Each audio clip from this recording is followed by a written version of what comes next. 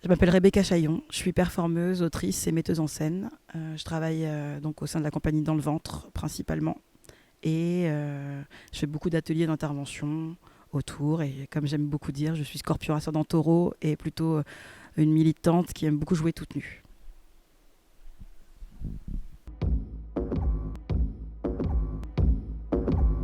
La compagnie Dans le Ventre, c'est une compagnie qu'on a créée en 2006 avec une amie qui s'appelle Margot Chavaroche, on s'est connus au CMEA, qui est un mouvement d'éducation populaire et nouvelle, où on travaillait dans des chantiers culturels, notamment à Avignon, au festival, où on accompagnait plein de festivaliers. Donc on a toujours eu à cœur de faire une association où il y ait à la fois des spectacles engagés et tout un champ autour, qui soit de l'ordre de l'atelier, de la formation ou de l'action qui rassemble un maximum de personnes. Le fil rouge, je dirais que c'est le ventre et donc beaucoup la relation au corps, à la nourriture, aux nourritures et au désir en général aussi.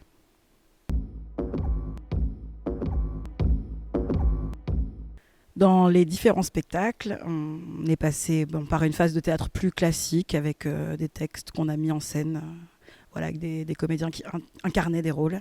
Puis assez rapidement, enfin en tout cas depuis une bonne dizaine d'années, on s'est rallié avec un champ qu'on appelle le spectacle performatif, dans le sens où il va prendre ses appuis sur le théâtre, mais les corps sont en performance et de plus en plus on investit une écriture de plateau, ou en tout cas de l'écriture qui va de l'anecdote ou de l'autofiction jusqu'à la poésie. Et dans les personnes qui sont invitées à performer avec nous, on peut avoir des artistes de différents champs, comme le cirque, le football ou le chant lyrique. J'ai choisi de travailler sur des disciplines, enfin sur des sujets qui me concernaient. Donc assez rapidement, depuis le premier solo jusqu'à là des pièces qui sont plutôt de groupe, on a abordé les questions des féminismes et puis des féminismes intersectionnels. Donc j'ai commencé par constater que j'étais une personne née femme, puis que j'étais grosse, puis que j'étais lesbienne, puis que j'étais noire. Et donc ces sujets-là, on les a abordés à travers différents spectacles, toujours en partant de l'intime. Donc voilà comment on a abordé ces questions.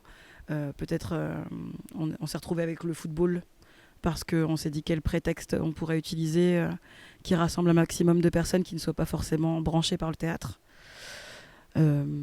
Voilà, en gros les thématiques qu'on a pu aborder jusqu'à là.